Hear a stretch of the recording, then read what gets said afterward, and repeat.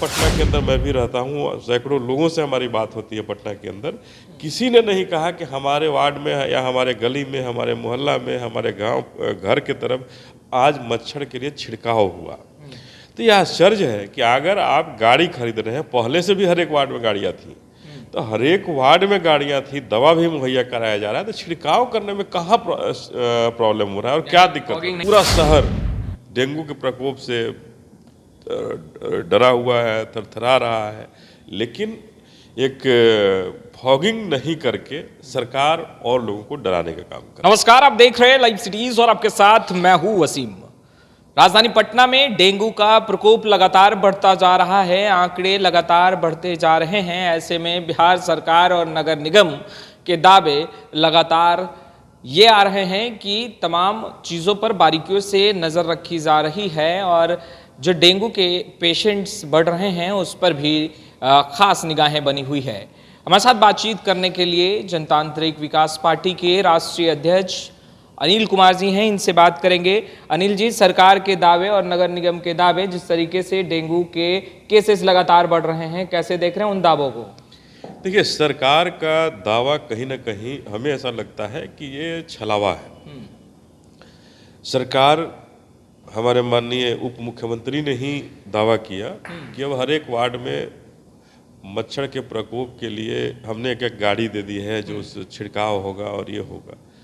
लेकिन हमें आश्चर्य हुआ कि एक उप मुख्यमंत्री इतने जवाबदेही उनकी होनी चाहिए, स्वास्थ्य मंत्री भी हैं, वो जवाबदेही होनी चाहिए, और वो केवल सच से काफ़ी दूर रहे। वो हम आज तक पटना के अंदर मैं भी रहता हूँ, सैकड़ों लोगों से हमारी बात होती है पटना के अंदर।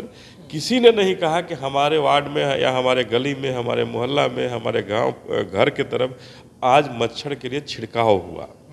तो यह आश्चर्य है कि अगर आप गाड़ी खरीद रहे हैं, पहले से भी हर एक वार्ड में गाड़ियाँ थी, तो हर एक वार्ड में गाड़ियाँ थी, दवा भी मुहैया कराया जा रहा है, तो छिड़काव करने में कहाँ प्रॉब्लम हो रहा है और क्या दिक्कत है? फॉगिंग नहीं हो रही है।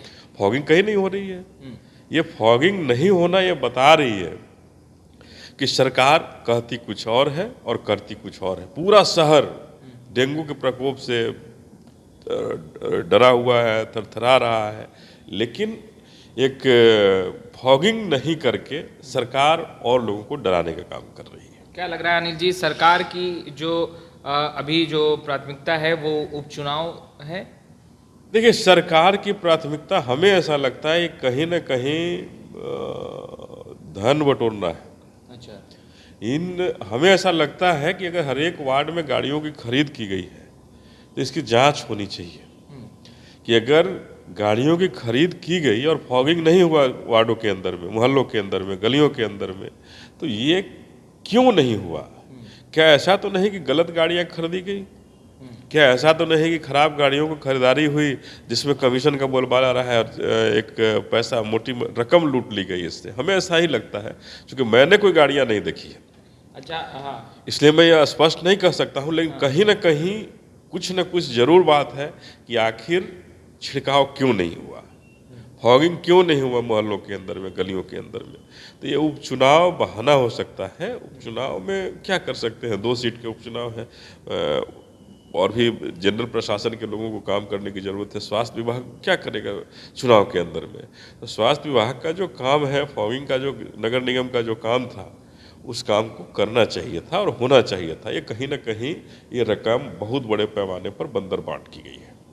क्या लगता है, स्वास्थ्य मंत्री जो हैं तेजस्वी यादव, बिहार के डिप्टी सीएम भी हैं, कई बड़े विभाग उनके जिम्मे हैं, क्या लगता है इन तमाम चीज़ों पर क्या वो खरे नहीं उतर पा रहे, दायित्वों का निर्वहन नहीं कर पा रहे? देखिए, अभी तो बहुत कम समय हुआ है इनको सरकार में आए हुए, लेकिन जिस तरह से भारतीय जनता पार्टी भी बहुत बड़ी बड़ी ऊंची ऊंची दावा करती थी, तो हमें भी ऐसा लगता है कि माननीय उप मुख्यमंत्री तेजस्वी यादव जी भी दावा कर रहे हैं, धरातल पर ये नहीं है, जिसकी वजह से पटना में ही सैकड़ों लोग प्रतिदिन डेंगू के शिकार हो रहे हैं और सरकार कुछ नहीं कर पा रही है। अच्छा, आपने प्रेस कॉन्फ्रेंस करके कहीं ना कहीं बिहार के स्वास्थ्य व्यवस्था पर फिर कई सवाल खड़े किए हैं।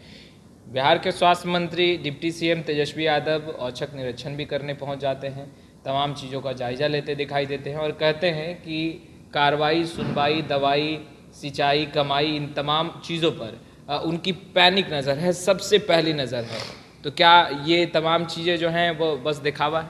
देखिए, मैं आपसे कहना चाहता हूँ, आप भी इसी शहर में रहते हैं, लाइव सिटीज़ देखने वाले लाखों की संख्या में लोग इस सिटी में रहते हैं। आप अपना एक प्रोग्राम कर लीजिए कि पटना के बिहार के बाहर, बिहार में पटना ही एक को आप सर्वे करा लीजिए कि पटना के किन इलाकों में किस दिन फॉगिंग हुई। सच्चाई सबके सामने आनी चाहिए कि अगर उप मुख्यमंत्री जी इतने जवाबदेह हैं और पटना के जनता के प्रति इतने जागरूक हैं, तो फिर सैकड़ों की संख्या में प्रतिदिन डेंगू के शिकार क्यों लोग हो रहे हैं? नहीं, आपने कहा कि बेड नहीं मिलता अस्पताल में, अस्पतालों के अंदर बेड नहीं मिल रहे हैं, ये खुद जा रहे हैं, वहाँ बेड नहीं मिल रही है, डेंगू के प्रकोप इतना शहर में फैला हुआ है। तो ये कहीं ना कहीं सरकार की नाकामी है और उप मुख्यमंत्री तेजस्वी यादव जी कहीं ना कहीं इसके जवाबदेह होने चाहिए, क्योंकि नीतीश कुमार से तो उम्मीद जनता छोड़ चुकी है। युवा नेता थे तेजस्वी जी, इनको मेहनत करनी चाहिए थी, इनको करनी चाहिए थी, लेकिन हमें ऐसा लगता है कि ये धरातल पे नहीं है, ये हवा में बात करते हैं। जितनी उम्मीदें तेजस्वी यादव से थी, क्या लगता है खरे नहीं उतर पा रहे हैं? उन उम्मीदों पर खरे नहीं उतरते हैं। एक तो अभी बहुत कम समय हुआ है, लेकिन उन उम्मीदों पर हमें ऐसा लगता है कि नहीं खरे उतर रहे हैं, और जो जनता के लिए जो फैसला लेना चाहिए था, उन फैसलों को नहीं लिया जा रहा है। अगर छिड़काव नहीं हो रहा है तो गाड़ियों की खरीदगी क्यों हुई? पहले से भी वार्ड में गाड़ियाँ थी, आप नई गाड़ियों को खरीद रहे हैं, और पुरानी और नई दोनों गाड़ी कहीं भी किसी मोहल्ला में छिड़काव नहीं कर रहा है। तो तेजस्वी जी को तो इसका जवाबदेही लेना चाहिए, संज्ञान में लेना चाहिए, और खुद इसके लिए उनको जवाबदेह होना पड़ेगा। अच्छा, एक आखिरी सवाल, तमाम जो माननीय कहे जाने वाले विधायक हैं अनिल जी, उन लोगों को डुप्लेक्स बंगला मिल रहा है। आज मुख्यमंत्री नीतीश कुमार ने भी तमाम माननीय विधायकों को चाबी सौंपा है। देखिए, माननीय मुख्यमंत्री जी बिहार के जो माननीय विधायक जो लोग हैं, इन्हें 5 स्टार सुविधा मुहैया करा रही है। उन गांवों को देखना चाहिए, उन झुग्गी झोपड़ियों में रहने वालों को भी देखना चाहिए कि उन्हें वो 5 स्टार सुविधा कब मिलेगी। आज एक इंदिरा आवास के लिए इसी बिहार में 25,000 और 50,000 रुपये लोग कमीशन लेते हैं, और उन्हें इंदिरा आवास नहीं मिल पा रहा है। लाखों की संख्या में आज भी बिहार में लोग हैं जो एक छत के लिए, उनके ऊपर छत नहीं है, झोपड़ियों में वो रहते हैं। तो उन झोपड़ियों में रहने वालों को कब मिलेगा ये 5 स्टार व्यवस्था? उन झोपड़ियों में रहने वालों के लिए ही तो मुख्यमंत्री बने हैं ना आप। इन विधायकों ने तो आपको बाद में चुना है, पहले तो उन झोपड़ियों में रहने वाले लोगों ने आपको चुना था कि आप बिहार को आगे ले जाएंगे। लेकिन उन झोपड़ियों वालों को कब नसीब होगा एक पक्का छत? ये करीब 10 साल से इनका प्रोजेक्ट चल रहा था, जो बहुत ही लूट का, जिसके अंदर में बहुत ही लूट हुआ, और ये अब अगर दे रहे हैं तो हमारा कोई सवाल है कि माननीयों को ही क्यों मिलेगा? बिहार में ये कब नीतीश कुमार कह पाएंगे कि अब बिहार में कोई झोपड़ी में रहने वाला नहीं है, हमने सबको पक्का मकान दे दिया? ये कब कह सकते हैं? अतिक्रमण मुक्त तो कराया जा रहा है। नहीं, ये अतिक्रमण मुक्त करा करके तो उन शोषितों को, दलितों को, झोपड़ियों में रहने वाले लोगों को और घर से बाहर किया जा रहा है। उन्हें जब वैकल्पिक व्यवस्था नहीं दी जा रही है तो बाहर तो नहीं करना चाहिए किसी को। अगर उनके पास छत नहीं है तो माननीय मुख्यमंत्री की जवाबदेही तो होनी चाहिए कि हम छत देंगे। लालू यादव ने कभी रैन बसेरा बनाया था, मुख्यमंत्री को स्पष्ट करना चाहिए कि इन्होंने क्या बनाया है उन झोपड़ियों वालों को, जिनकी झोपड़ियाँ नोची जा रही है अतिक्रमण के नाम पर। तो उन्हें कहीं ना कहीं मुहैया कराना चाहिए था छत, और उसके बाद अतिक्रमण के नाम पर ये खेल करना चाहिए था। देखिए, अनिल कुमार जी ने स्पष्ट कहा है कि बिहार की स्वास्थ्य व्यवस्था जो है वर्तमान में लचर है, और डेंगू के केसेस जो लगातार बढ़ रहे हैं, जिसमें कहीं ना कहीं सरकार भी विफल है और नगर निगम भी। खैर, सवाल गंभीर है, अब देखना यह है कि सरकार इस पर क्या कुछ पहल करती है। खैर, लाइव सिटीज़ के साथ बने रहे, आपका बहुत बहुत शुक्रिया।